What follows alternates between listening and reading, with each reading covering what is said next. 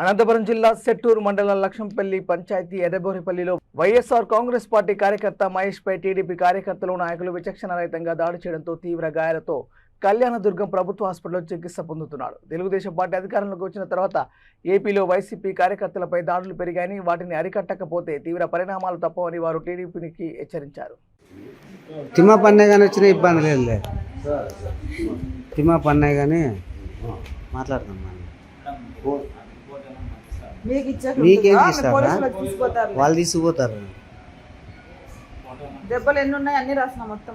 Back side ఉన్నాయి madam, ఇటు side ఉన్నాయి అన్ని బలంగా రాసినాం. ఇచ్చేసేయండి మేడం. దయచేసి వెనక పక్క ఉండలే, ఈ పక్క ఉండే పన్నే లేట్లా ఏమయ్యి గాయం అయింది. ఉంది ఇట్లా ఉంది, ఇట్లా ఉంది, ఇది ఇట్లా.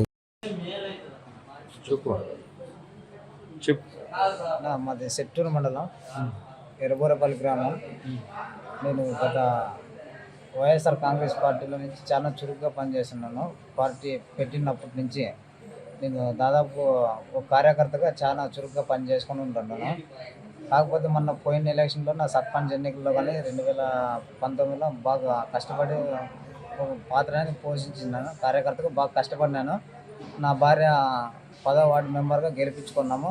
ఆ 10వ వార్డు గెలిపించుకున్నప్పటి నుంచి నా పైన ఉద్దేశపూర్వకంగా కక్ష కట్టి వీన్ని ఎట్లయినా కానీ ఏమైనా చేయాలని ఎప్పుడు 24 గంటల సేపు నా మీద ఎక్కువ ఫోకస్ పెట్టుకొని ఉంటుంటారు.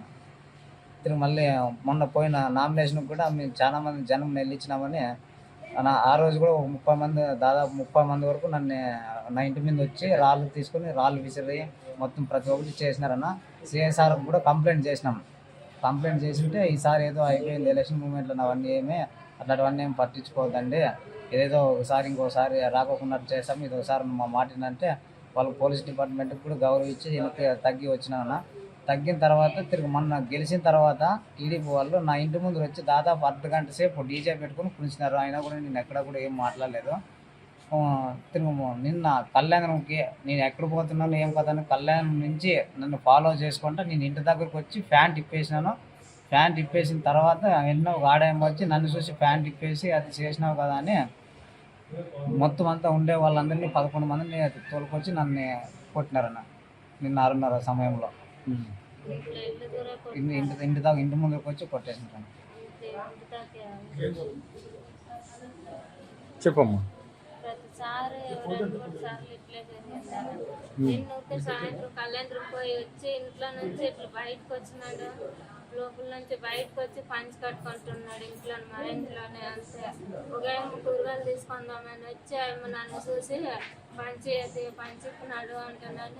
నన్ను చూసిన తప్ప పంచిప్పింది, మిగతా టైం ఇప్పలేదు. నన్ను చూసేలాని పోయి మొత్తం వాళ్ళు మరుదికి మొగుడికి కోడికి వాళ్ళు ఉండే వాళ్ళంతా మొత్తం వాళ్ళు చెప్పింది తోలుకొని వచ్చి పైన స్టార్ట్ చేసి ముద్ర